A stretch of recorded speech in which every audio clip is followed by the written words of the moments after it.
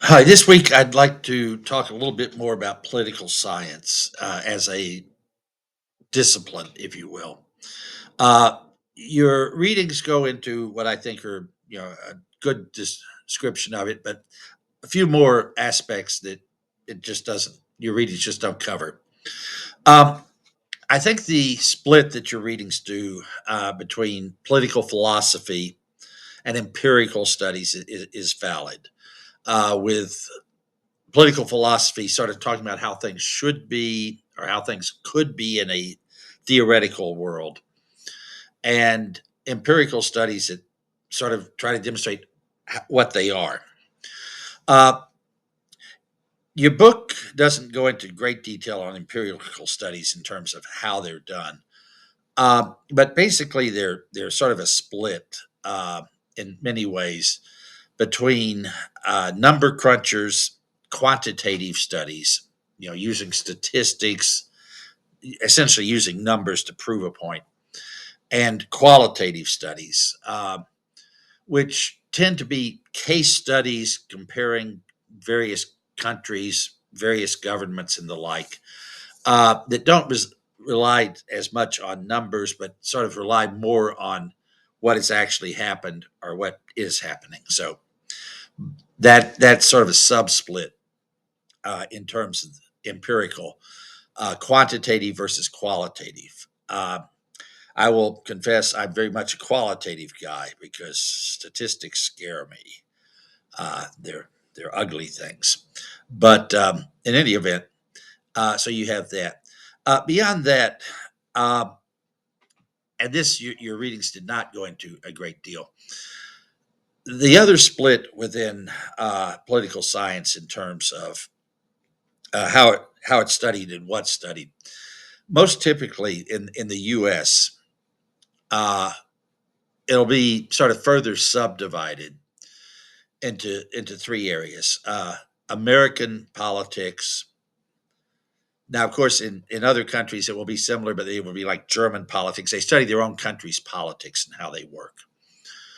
Um, that's one branch. Another branch are comparative politics, where you'll study one government as compared to another.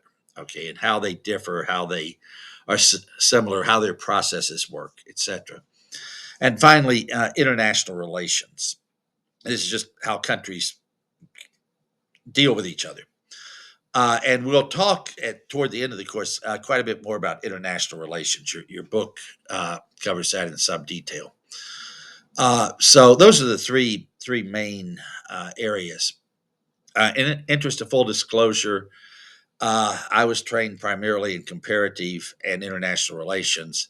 So a lot of what you'll see from me and hear from me during the course will sort of be based upon that. Okay, but those are the three big ones, and each one tries to explain something about politics. And you have to understand with political science, it can be pretty broad because they'll study sociology involved in it. They'll study bureaucratic politics, etc. And some people get very narrowly focused on one particular aspect. But this is uh, this is normally how it's done. Now, how scientific is political science?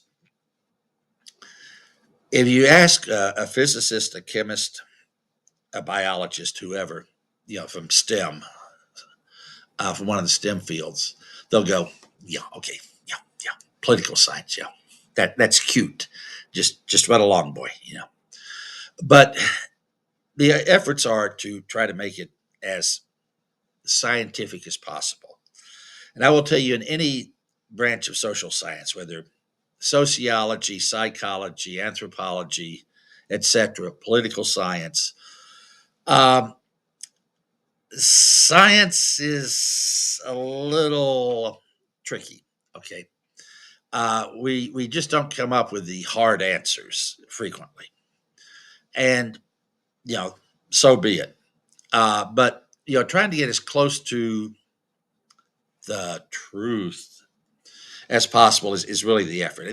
And in reality, this is the case for any science if they'll actually admit it. But course, in dealing with people, particularly large groups of people, it's much trickier to get to something approaching the truth. Okay. But, people try. Uh, Probably the closest in my fields, if you will, that's come to that is what was known as the democratic peace theory. Well, it is still known as the democratic peace theory. And this basically is a theory that says democracies do not fight each other. Okay. They might fight authoritarian states, they might fight totalitarian states, but democracies do not go to war with each other. And this was pushed by several uh, political scientists in mostly Ivy League schools, I have to say, in the late 80s, early 90s, and particularly became big about the mid 90s. And they did this gigantic statistical study going back, as far as they could, comparing, incidents of war between democracies and totalitarian states, dictatorships, and then between dictatorships and dictatorships. Okay. And their conclusions were, by crunching the numbers, their conclusions were, yeah, democracies do not go to war with each other. Uh, there were a number of us at the time, and a number of us still, who had some issues with this. Okay. In terms of, yeah, the numbers look good, but, how do you define terms? What's a democracy, for example? Um, what stage of democracy do they have to be in? Some other studies then later on came up and said, well, yeah, established democracies do not go to war with other established democracies, but new democracies, well, they might go to war. Yeah. So I don't think it's as clean as they claimed, but other people claimed that at the time in particular that this was as close to a law, in other words, as close to the truth as anything that had ever been done in political science. Okay. As I say, there's some issues with that, but it was really jumped on by policymakers, particularly under the Clinton administration, but it sort of has continued since it. Well, if democracies don't fight each other, and if the U.S. doesn't want wars going on, then the U.S. should try to make every country in the world a democracy. And we've seen some results of this. In a sense, part of the war, the U.S. invasion in Iraq, many of the efforts in the U.S. Occupation, counterinsurgency campaign in Afghanistan, et cetera, were premised on, well, if we can just make these functional democracies, then they'll be peaceful. Okay. Um, well, those didn't work out too terribly well, but so at times, yeah, political science will have an impact because this was, as I say, it has been a really big push.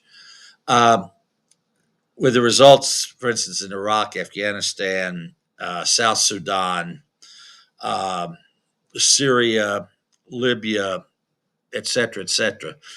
Uh, I think the big push for the U.S. trying to democratize the world probably is over, but the political science side did have an impact on this. Okay, this is rare. This is unusual.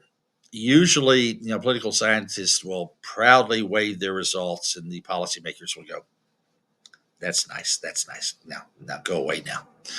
But it does have an impact, and so I think it's one reason why I enjoyed teaching this course, to let you know that, yeah, some of the stuff might seem theoretical to you at the moment, but it really has an impact, and it will have an impact on you ultimately. So coming up with at least a baseline knowledge of some of the big things with political science, I think really can be helpful for you in the future, no matter what you get into. Now, I know typically we have a lot of business people, criminal justice people, computer science people taking the course.